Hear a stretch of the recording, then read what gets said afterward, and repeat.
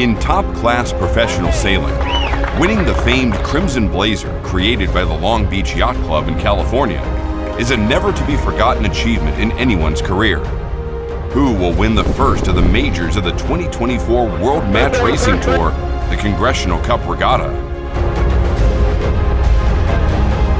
This is the 59th staging of this historic sailing event, staged annually at the Long Beach Yacht Club in California, a regatta that's attracted the cream of sailing's best over the years.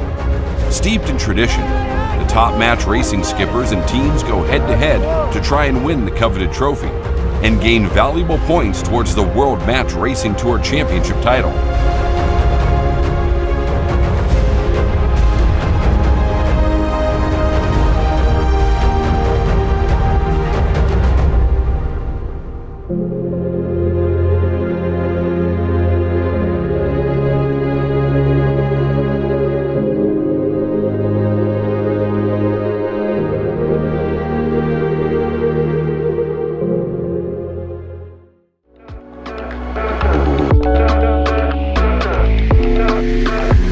So this year's 12-team lineup at the 59th Congressional Cup includes last year's defending champion, Chris Poole from the USA. We have Ian Williams from Great Britain, a 7-time match racing world champion and 5-time winner here at the Congressional Cup. We have Gavin Brady from the USA, a past 4-time winner of the Congressional Cup. We have the 3 skippers that qualified from last week's FICA Cup qualifying event. Scotty Dixon from the USA representing the club here. We have Megan Thompson, the only female skipper in this week's event from New Zealand, and young Cole Tapper representing the CYC, the Cruising Yacht Club of Australia in Sydney, who qualified last week from the FICA Cup. So a hugely impressive lineup. Last year, this unique Crimson Blazer was lifted onto the broad shoulders of America's Chris Poole for the very first time, as he and his Riptide racing team wrote a new chapter in the illustrious history of the event.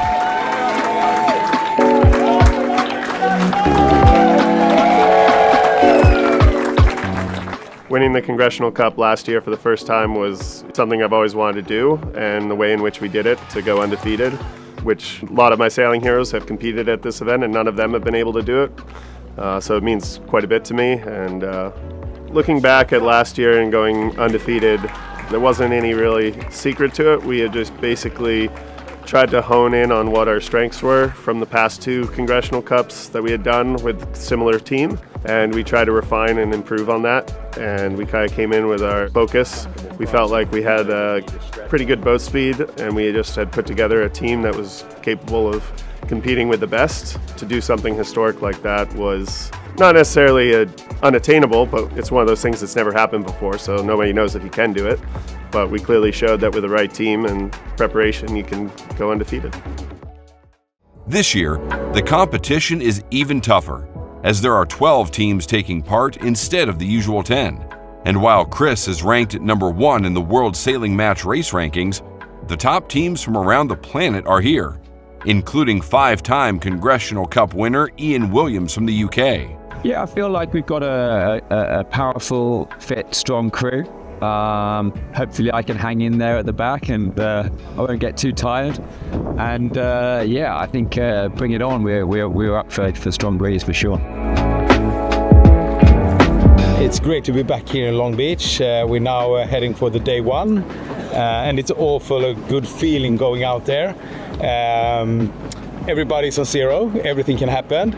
For sure we're going to do our best to get some points in, but most important for us is to have a good development during this week.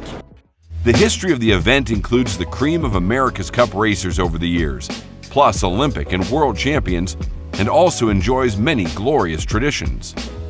You know, the club's really involved in the community, and we give back to the community, and now this is an opportunity for us to showcase the city of Long Beach to the world. We have sailors coming in from all over the world to compete right here in our beautiful city of Long Beach, and we're very fortunate to have that in our backyard. This is our 59th year for the Congressional Cup. It's changed over the years with different conditions and sailboats and sailors, but the tradition stays alive with the Crimson Blazer and the trophy. The Congressional Cup uses the Catalina 37s, which is our fleet behind us. Our sailing foundation takes great care of them with also the Long Beach Yacht Club. Always looking for a good competition out on the water.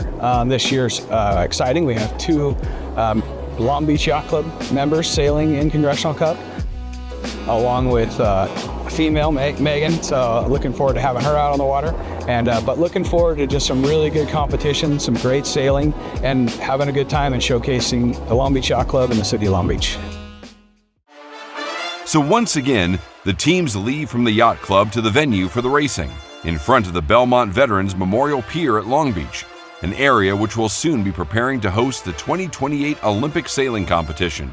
The opening round-robin elimination gets underway, with each team sailing 1 match against all the others in turn. The 4 teams with the highest number of victories when finished advance straight through to the quarterfinal stage.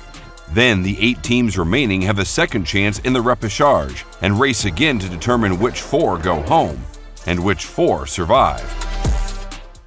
I'll be honest with you, it's a privilege for me to be out here at this. Nobody's out there at 62 crewing. I mean, you know, I enjoy every day and I savor it. And to sail against and with these world-class sailors is a privilege for me. Match racing is the coolest part of sailing, in my opinion, because you can do things in match racing that if you did a fleet race, you'd get thrown out of sailing and beat up in the parking lot. But here, you're complimented for it. All the big players are here, really. Our coach, Jordan, on our boat, he would tell us stories about when he used to race them, and we sort of thought they were all made up, but it's pretty good to get here and, you know, line up against some of these guys. They're good at what they do, but they still do mistakes. We're gonna find our way to get into those moments where they are going to do some mistakes, because it will happen for sure. Yeah, we racing Repêchage, who we faced in the finals last year. We had a clear plan of what we wanted. We were able to get a penalty on him in the pre-start when he attempted to steal balls and collided with our port side. We're feeling good, and we're still ironing out a few things, but we're pretty happy with it. Conditions are a bit more stable now than they were race 1 for us. Yeah, no, feeling fast, feeling a bit more switched on now, and yeah, a really fun race.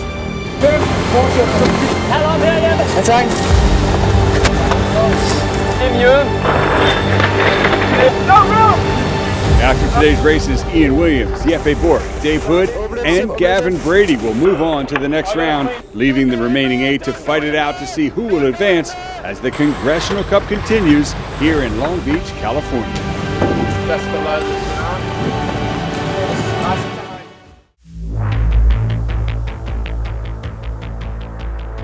The repêchage is now 7 matches, offering a final chance to stay in the competition, and so there is tension on the dock ahead of the start of racing.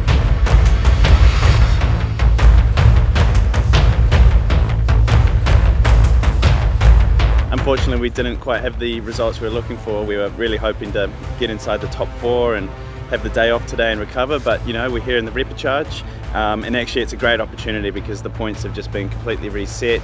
We're going to get another great day of training and some awesome breeze. It could be an advantage if we proceed doing 7 more races than the top 4 have. I think we need that practice, and it's going to be strong winds. With the forecasted breeze, we're hoping we stay in Genoa's. It's going to put a lot of emphasis on good crew work and physical strength, and my guys are up for it.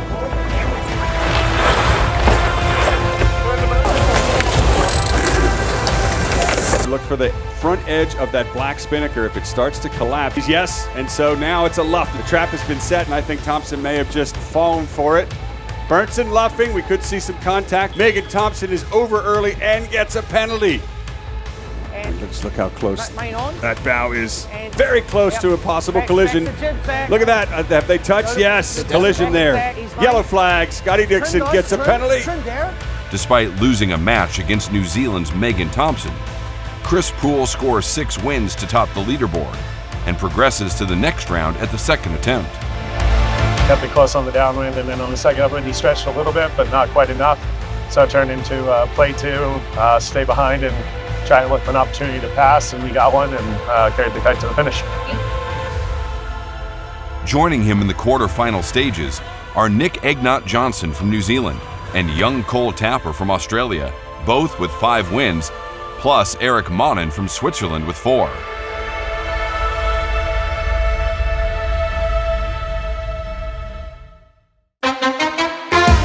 The Skipper's Dinner is another of the famous traditions at the Long Beach Yacht Club, and one of the highlights of the year. Around 300 club members and guests attend this year, where each skipper introduces their team, and where presenter Tucker Thompson gets to poke fun at all of them in a riotous and memorable evening of entertainment. Has been 11 times over the Atlantic come here so many times. So thank you for that.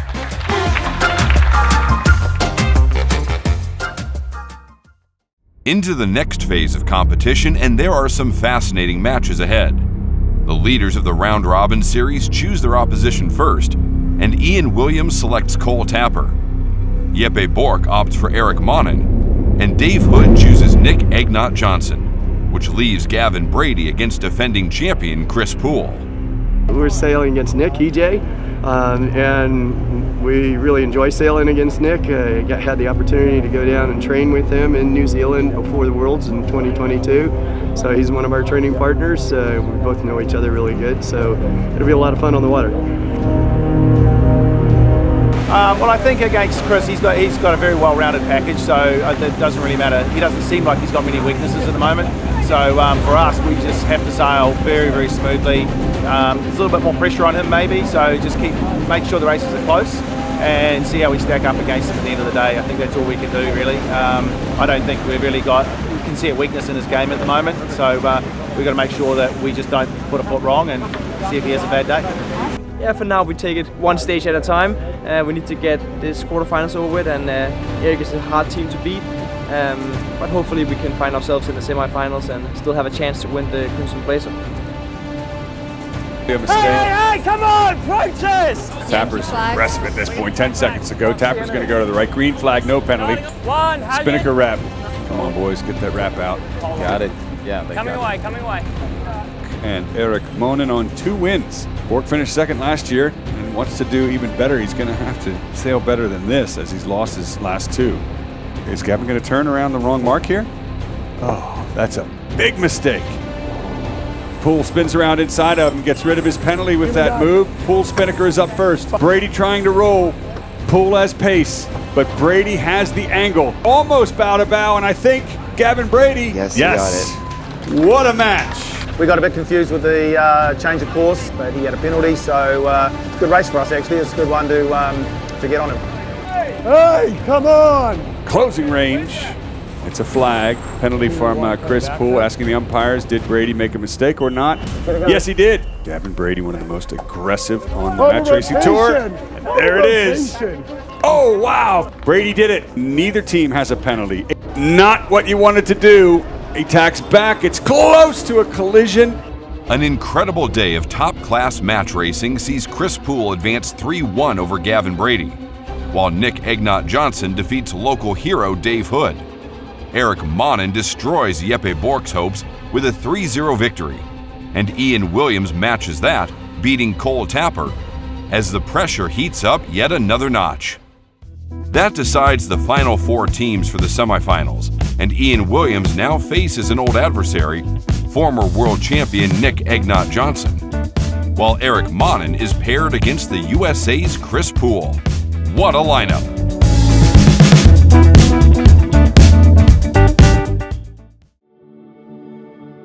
The Congressional Cup Regatta winner receives the now famous Crimson Blazer, a tradition dating back to the early days of the event's founding.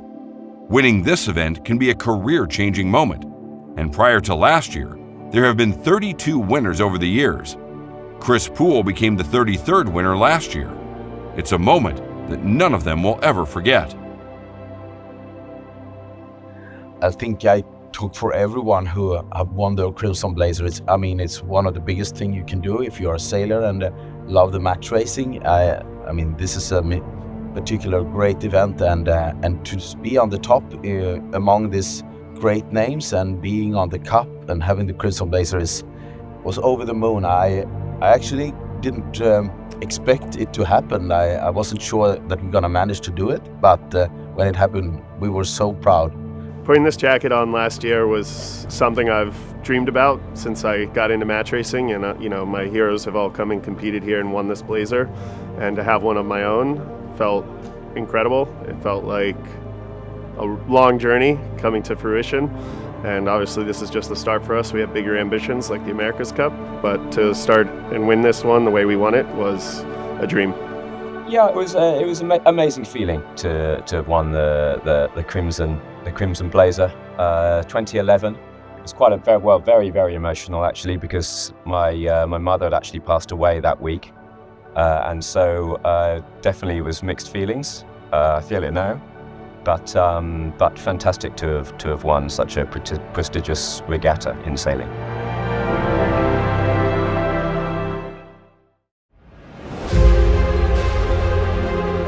So which of the final 4 skippers will don the Crimson Blazer this year? Can Poole repeat his success?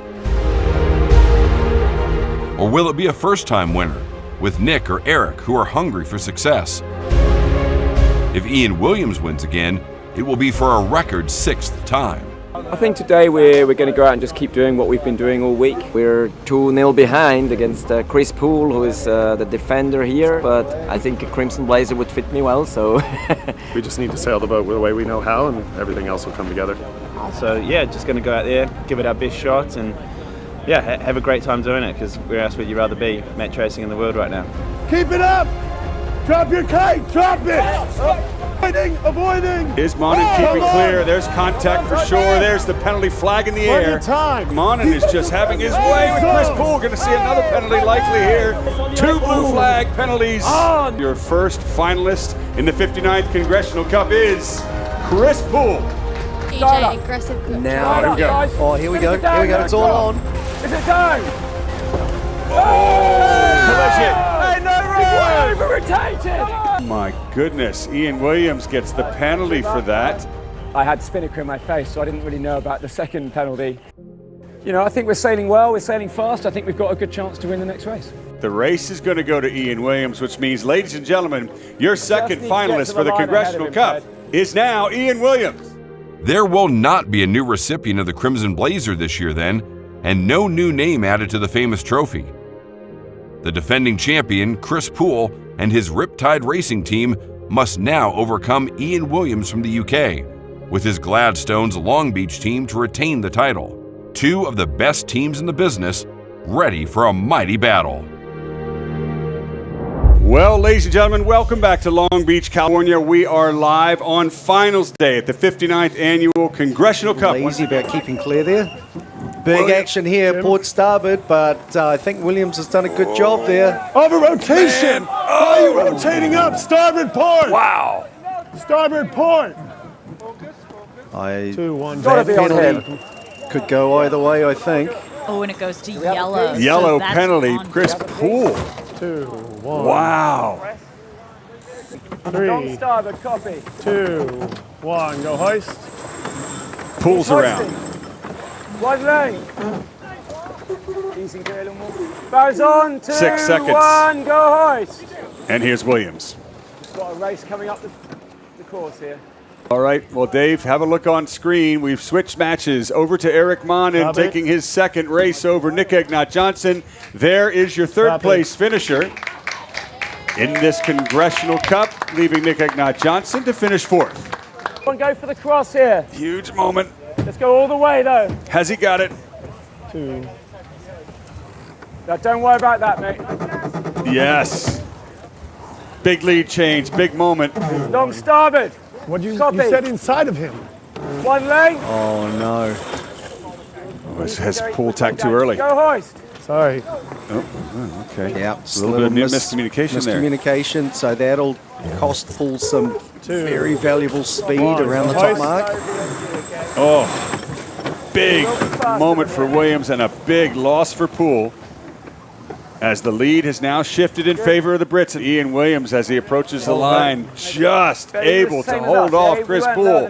And even the score in the finals at 1-all. Wow. Great racing. What a match. Well, yeah, I mean, the dial-up, the penalty was obviously crucial. He's sailing really fast, so we need to just work on that a little bit, be a little bit faster. We're pretty smooth. We've got great tactics from Richard, so yeah, if we can just get a click more speed out of the boat, I think we'll be good. All even in the final after 2 top-class matches. Oh, Paul has to be careful here. You see his stern. Don't go in there. There's not room in there. Come on! No room in there. Going to be a penalty between. There's no lost here. Oh, the boats are locked You're together. breaking our boat. They are What are you locked together. doing? Look at that. Look at the stanchions. There's no way there's room in there. They're locked in there. They are stuck. You've turned into that. You've turned down into that. You've turned down into that. This start's going to be in the hands of the umpires, and it's a blue flag penalty. That's Chris Poole. You should think about a red, guys. We're in trouble here. We're in big trouble. So that's Williams saying, hey, Poole got the penalty, but he got the advantage in the situation too. So a red flag penalty would mean that Poole has to do it immediately after the start. I'll tell you what, folks, you've got what you paid for coming out to watch this finals today. It is all on between Poole and Williams. Did Ian tack a little You need to thing go there? faster here, guys. Focus on speed, please. Poole still has that extra speed edge. So you can hear Williams talking about it. Look at Don't Poole. forget, on the match racing rule, Ian can tack if that's the proper course here. On Poole. So Ian's going to round the mark, and I doubt he'll veer away. He might just hold Chris up here. Let's see. I was going to say to Dave, let's see if you're right, but I already know he's always right. There it is. Ian Williams luffing. Poole advancing. Hey, come on! Go, hoist. I give Ian credit for his Hollywood efforts. Now watch for the jibe from Poole here. Jibe right here. They're talking about the jibe. It's going to be close. No, I think Poole might have. I don't know if he had a window there. You can see Joachim Aschenbrenner with his hand on the main sheet. So another lead change. That was close and a big moment for Poole. Remember, he still has to get rid of that penalty.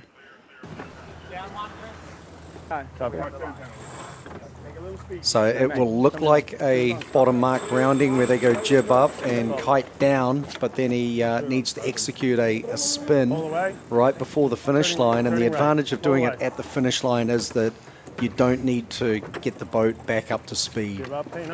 Well, here we go. Doesn't have to be perfect, just get Check it what up. you guys think about the bias. Jib going up No hurry. on Poole's boat. The pole is already down. They are 1 length from the line now. Here comes the kite. Up. Get the head down, get the head down.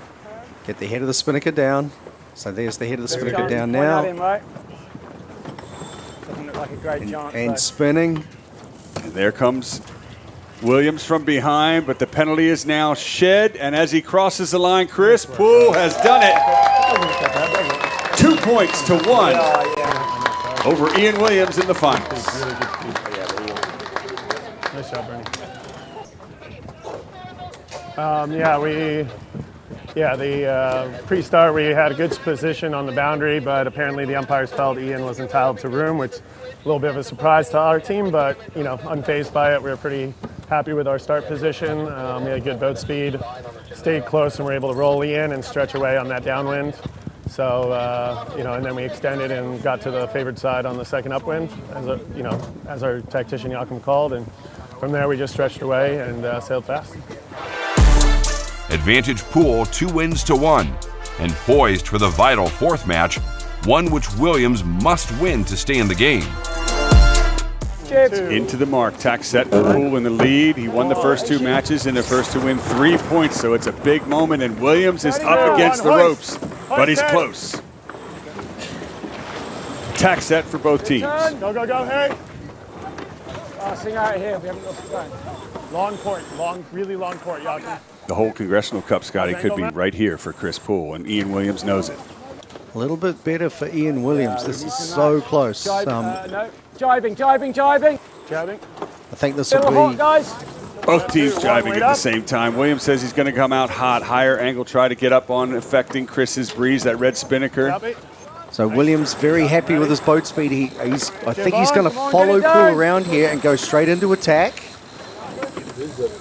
This is real cutthroat stuff. Oh, Pool's jib a little bit slow there. Yeah, a bit of trouble for Poole, and that opens the door for Williams. He's right back in this match, as you say, Scotty. An immediate attack for the Brits, and Poole follows watch suit. for Williams to go back. Wow, attacking duel. Well, a bit of a lay line for the mark for the last time. And 2, 1, go hoist. This could be history in the making. Pressure will come to us in a second here. Chris Poole, however, the world ranked #1. Copy, straight. Is the reigning Congressional Cup champion. He's already won a Crimson Blazer. He's looking to do it again, and he's in charge right now with his crew, Jochen Aschenbrenner, Bernardo Freitas, Mal Parker, Luke Payne, and Harry West. Copy. Heading for the line, just a few boat lengths left. Copy. Let's not hit the committee boat either. Good call there, Chris. Don't hit the committee boat. Don't mess up now because everyone is watching you. As Chris Poole and crew head for the line, Riptide Racing. They won last year. They came back. And now, ladies and gentlemen, they've done it again. Chris Poole is your Congressional Cup champion. Let him hear it on the pier, folks. Congratulations, Chris Poole. Great attempt there by Ian Williams. Now, what a race. Congratulations, Chris. Gotta come back from the shoulder. Really well done. Command performance. 2 in a row, buddy. 2 in a row. Jibing, main in, jibing. Chris almost hit the pier there, decides to turn away from it. Well, that's good because now it's a victory lap in front of the fans here in Long Beach, California. Ladies and gentlemen, give it up for Chris Poole and Riptide Racing.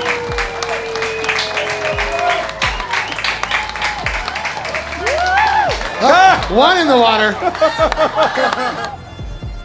I feel that Chris and his team just had that little edge. I think that's what all that practice gives you, you know, and those real fine moments. He was a little smoother, a little faster, all the way through the final. And we had a chance because we had a bit of bad luck with the gear failure, but yeah, as I said, he had that little edge in the key moments, and you know, they did a great job. All I can do is really congratulate them. Well, the gentlemen. There we Hit go. the champagne fry, boys. Right in front of the pier, all the fans here of Club 100, Long Beach Yacht Club, Veterans Memorial Pier here in Long Beach, Congressional Stadium. Chris Poole, your 2024 Congressional Cup champion. Give it up one more time on the pier for Chris Poole, folks. Oh, it's going to be a big party at the Long Beach Yacht Club tonight. Well done, Chris. What an achievement by Chris Poole. Back-to-back wins for the American and his team. It's an incredible feeling. It wouldn't have been possible without my amazing team. Harry West, Luke Payne, Mal Parker, Bernardo Freitas, Jochen Aschenbrenner. Those guys absolutely crushed it. Third place is won by Eric Monin of Switzerland. And then there's the traditional race to the bar back at the club.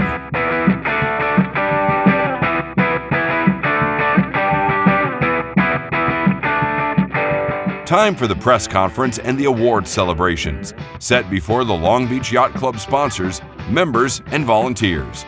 Commodore Scott Dixon has the honor of presenting the 2024 Crimson Blazer to Chris Poole.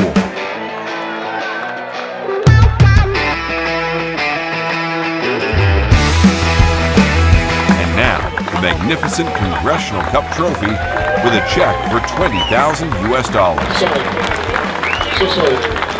As the 2024 Congressional Cup Regatta draws to a close, it's been another magnificent success. Superbly hosted by the Long Beach Yacht Club once again. Can Chris Poole win for 3 successive years? It's a landmark regatta next year, the 60th edition, and that is sure to be a huge celebration when the World Match Racing Tour and the top teams return in 2025.